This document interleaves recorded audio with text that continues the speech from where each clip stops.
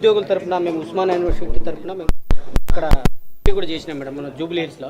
మా నిరుద్యోగుల సమస్య 30 సమస్యలు ఉన్నాయి. రవి ఏడే మీరు గ్రూప్స్ ప్రిపేర్ అవుతున్నారు, మీరు బీఈడి అయితే మా స్కూల్ అసిస్టెంట్ దాంట్లో బీఈడి వాళ్ళది ఏంటంటే మేజర్ ప్రాబ్లం ఏంటంటే మేడం ప్రమోషన్ల ద్వారా 70% ప్రమోషన్ల ద్వారా పోతూ ఉన్నాయి మేడం. 30% డైరెక్ట్ రిక్రూట్మెంట్ భర్తీ చేస్తూ ఉన్నారు. రైట్. అయితే గతంలో ఏంటంటే మన జియో నెంబర్ 108 అనేసి మన చంద్రబాబు నాయుడు గవర్నమెంట్ 90 తీసుకొచ్చేసి అంతకుముందు మాకు 50% ప్రమోషన్ ఉండేది, 50% డైరెక్ట్ రిక్రూట్మెంట్ భర్తీ చేసేది. అయితే ఆ జియో తీసుకురావడం వల్ల ఏమైందంటే ఇప్పుడు 30% ప్రమోషన్. అప్పుడు మాకు ఎస్జిటి రాసుకునే అవకాశాలు ఉండేవి.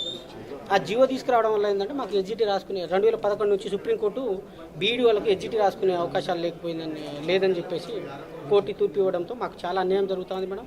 దాని తర్వాత 30% మేము భర్తీ చేయాలి, 30%లో పోటీ పడాల్సి వస్తుంది.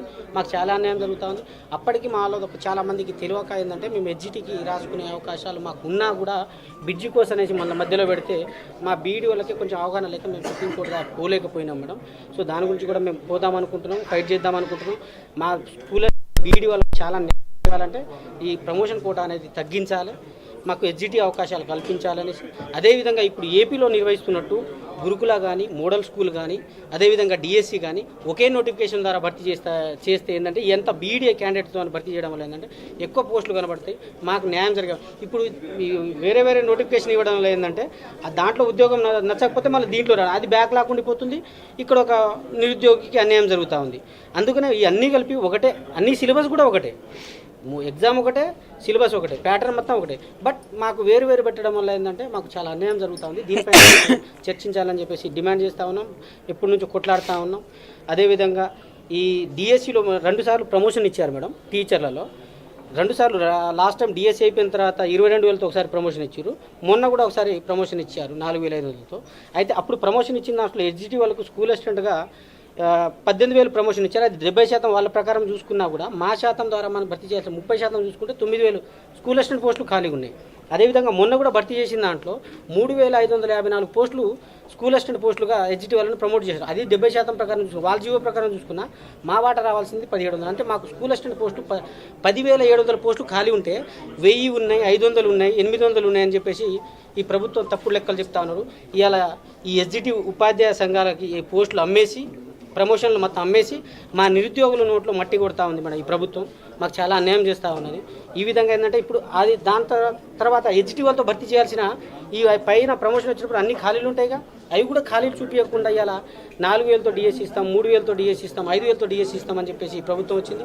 మాకు ఎన్నికల మేనిఫెస్టోలో 25,000తో మెగాబిట్ డిఎస్సి ఇస్తామని చెప్పేసి ఇప్పుడు ఒక 5,000 పోస్టులు ఇచ్చి మాత్రమే చేతులు దులుపుకుంది మేడం కాంగ్రెస్ ప్రభుత్వం. దానివల్ల మాకు చాలా అన్యాయం జరుగుతూ ఉంది. కాబట్టి 25,000 పోస్టులు ఖాళీలు ఉన్నాయి, మేము స్పష్టంగా లెక్కలతో సహా చెప్తా ప్రభుత్వం.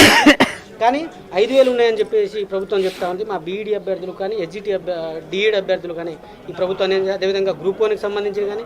ఇంకోటి మేడం మేజర్ డిమాండ్ ఏంటంటే మా నిరుద్యోగుల సమస్య రోజు పెరుగుతూ ఉంది. కాబట్టి ప్రతి అసెంబ్లీలో కూడా నిరుద్యోగ సమస్యల పైన ఒక అర్ధగంటనో గంటనో చర్చించి నిరుద్యోగ నిర్మూలన పైన రాష్ట్ర ప్రభుత్వం కృషి చేయాలని చెప్పేసి కూడా ఒక డిమాండ్.